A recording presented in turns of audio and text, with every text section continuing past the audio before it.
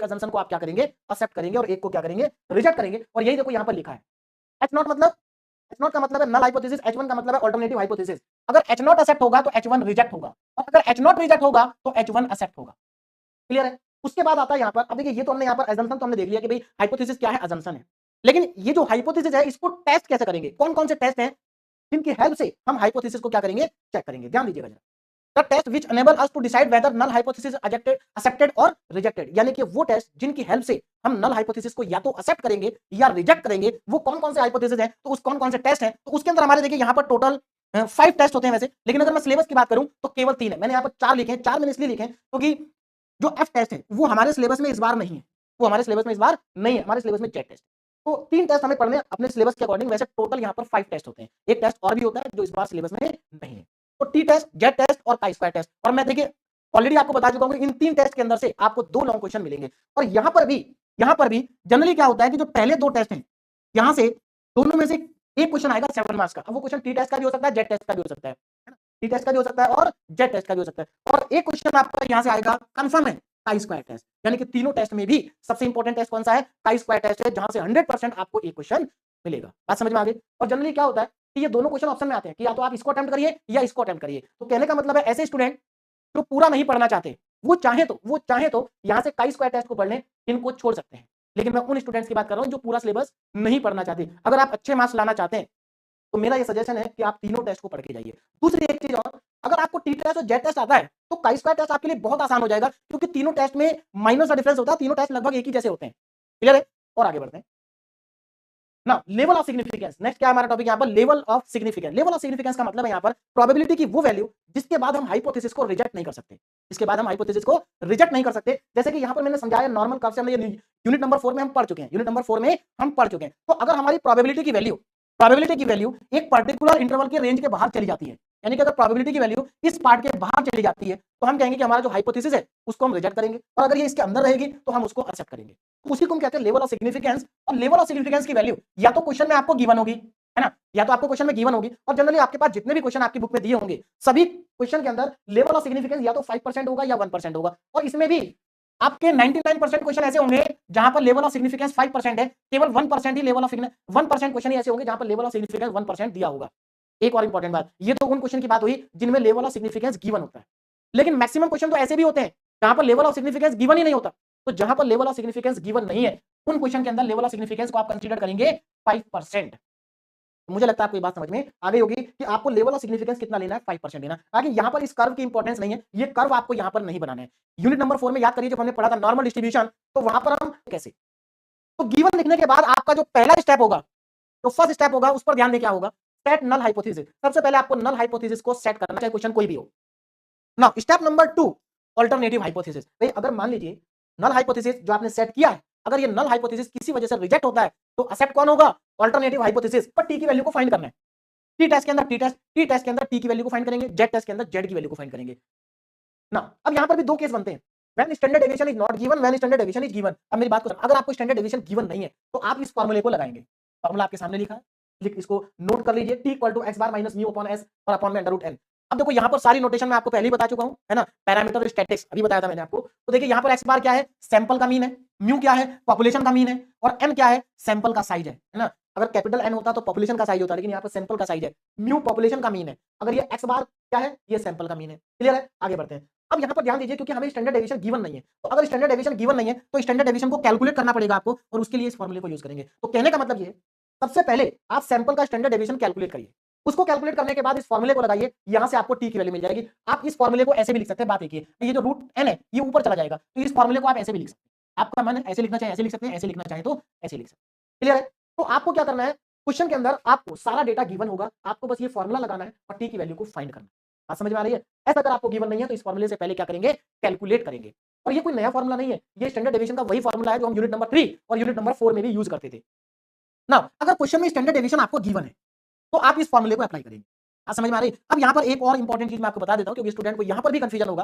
Confusion क्यों होगा, क्योंकि हमारे पास जो बुक्स हैं, अलग अलग ऑथर्स की अलग अलग किताबें जो हमारे पास हैं, उनमें क्या है, कुछ किताबों के अंदर, कुछ बुक्स के अंदर आपको क्या किया गया है कि जैसा मैंने आपको बताया, यहाँ पर दो फॉर्मूले दिए गए, एक ये और एक ये, है ना। लेकिन कुछ ऑथर्स की किताबें ऐसी भी हैं जहाँ पर इसको नहीं दिया गया है, यानी कि आपको स्टैंडर्ड डेविएशन गिवन हो या गिवन ना हो, दोनों ही केस में इसी फॉर्मूले को लगाते हैं।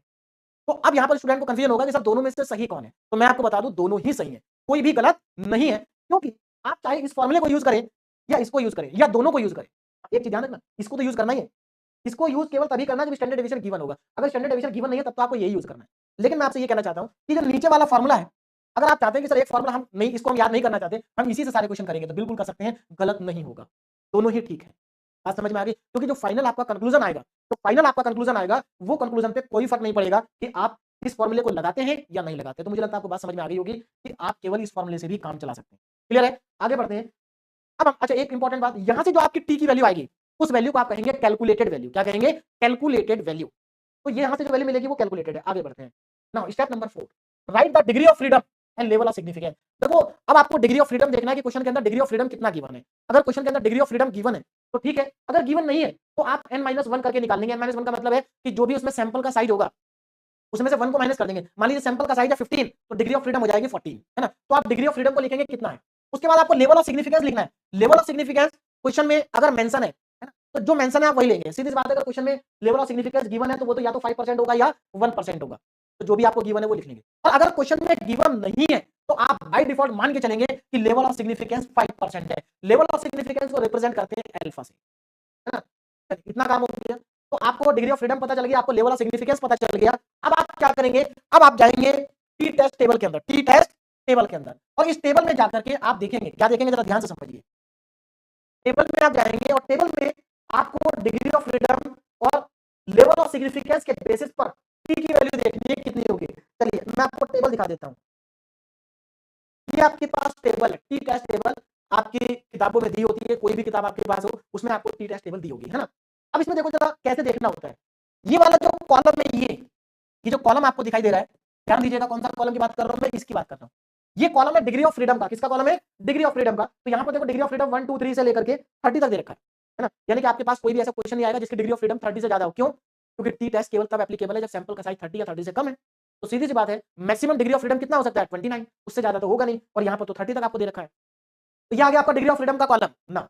इधर आपके पास लेवल ऑफ सिग्निफिकेंस दिया हुआ है, लेवल ऑफ सिग्निफिकेंस। तो अब आपको क्या करना है, यहाँ पर डिग्री ऑफ फ्रीडम देखना है जो भी क्वेश्चन में दे रखा है, और इधर आपको लेवल ऑफ सिग्निफिकेंस दे रखा है। यहाँ पर दोनों का इंटरसेक्शन मिलेगा, जैसे यहाँ पर देखो ये इंटरसेक्शन है, तो यही उसकी वैल्यू हो जाएगी, किसकी? टी की वैल्यू।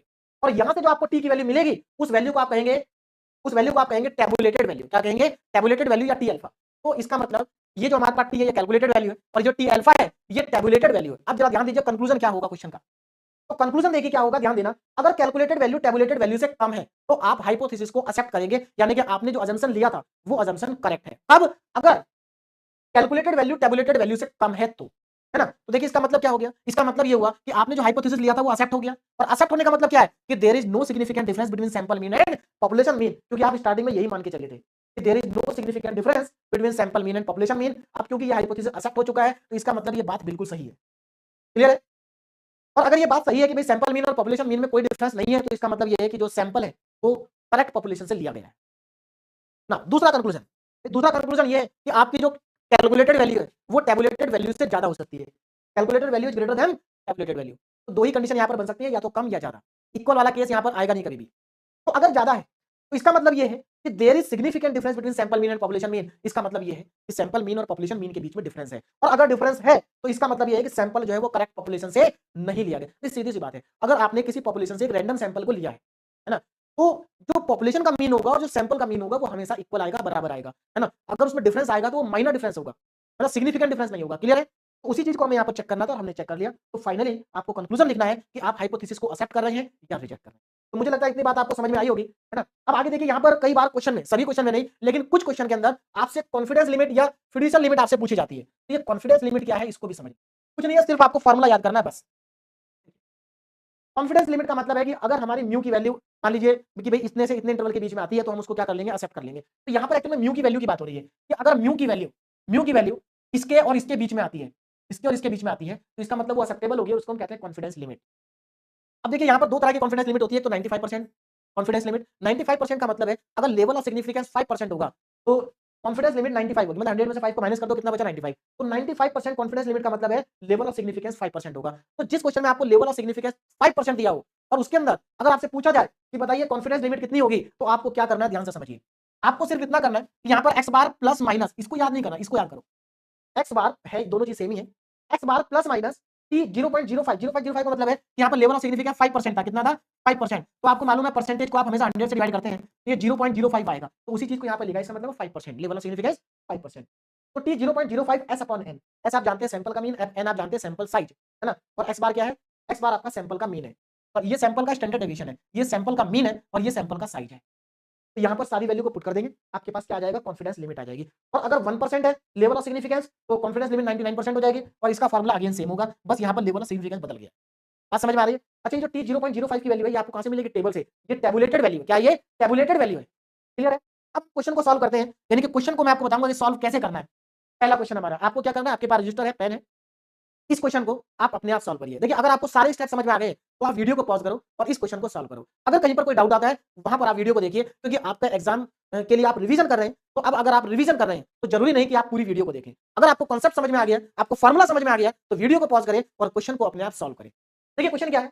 इस सैंपल ऑफ 18 आइटम, 18 आइटम का सैंपल है, इसका मतलब सैंपल का साइज हो गया, है ना। तो सैंपल साइज कितना? 18 है द मीन ऑफ 24 यूनिट, यानी कि सैंपल का मीन हो गया। तो इसका मतलब आपको एक्स बार गिवन है 24, एंड स्टैंडर्ड डेविएशन 3 यूनिट, इसका मतलब ये सैंपल का स्टैंडर्ड डेविएशन, इसका मतलब एस की वैल्यू 3। आगे बढ़ते हैं, टेस्ट द हाइपोथेसिस। अब हमें इस हाइपोथेसिस को क्या करना है? टेस्ट करना है। Test the hypothesis. देखिए हाइपोथेसिस क्या है? It is a random sample from normal population.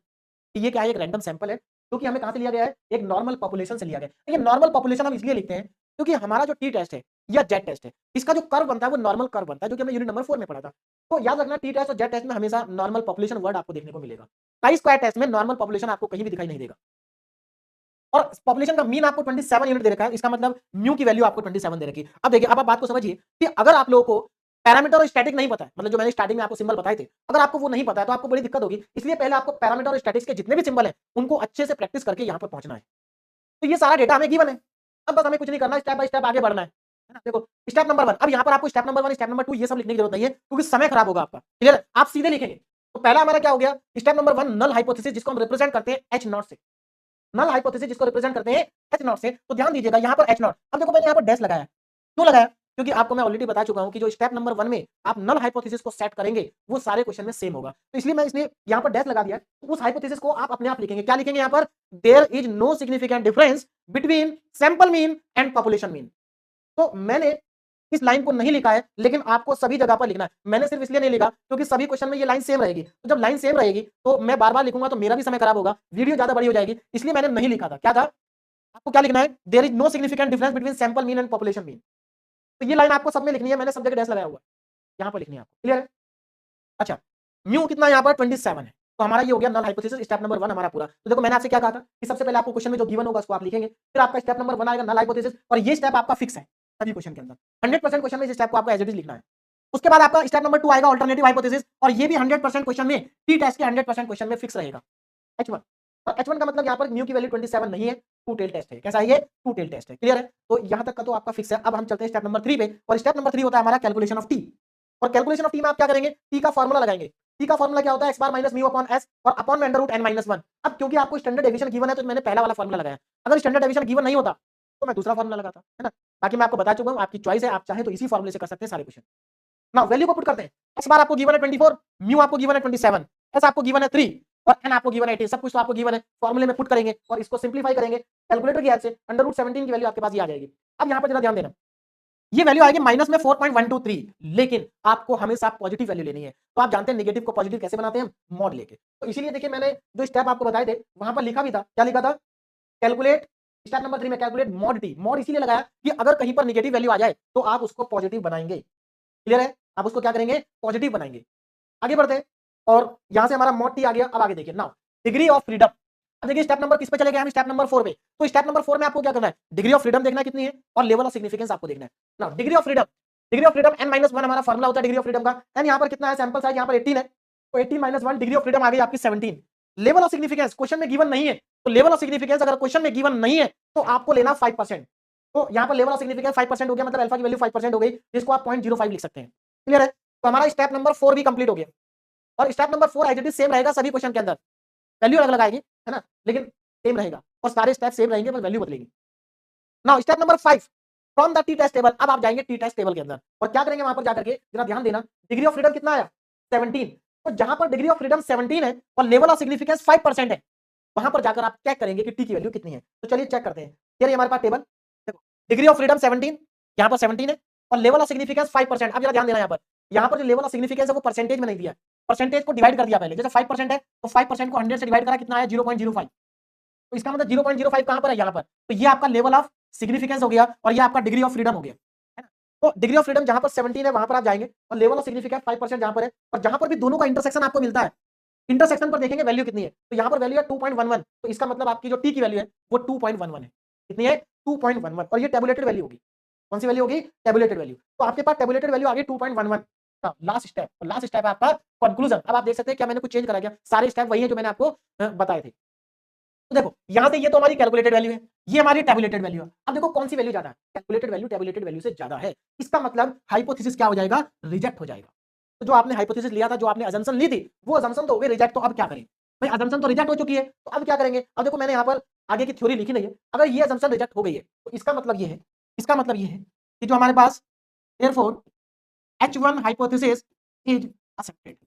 तो H1 क्या होगा, एक्सेप्ट होगा। और अगर H1 एक्सेप्ट हुआ तो अब आप यहां पर क्या लिखेंगे कि there is a significant difference between sample mean and population mean. देखो ये हमने स्टार्टिंग में देखा था, तो हमारा नल हाइपोथेसिस रिजेक्ट हो चुका है। तो नल हाइपोथेसिस रिजेक्ट होने का मतलब है कि H1 एक्सेप्ट होगा, और अगर H1 एक्सेप्ट होगा तो इसका मतलब है कि there is a significant difference. चलिए मैं यहां पर लिख देता हूं, there is a significant difference, there is a significant difference between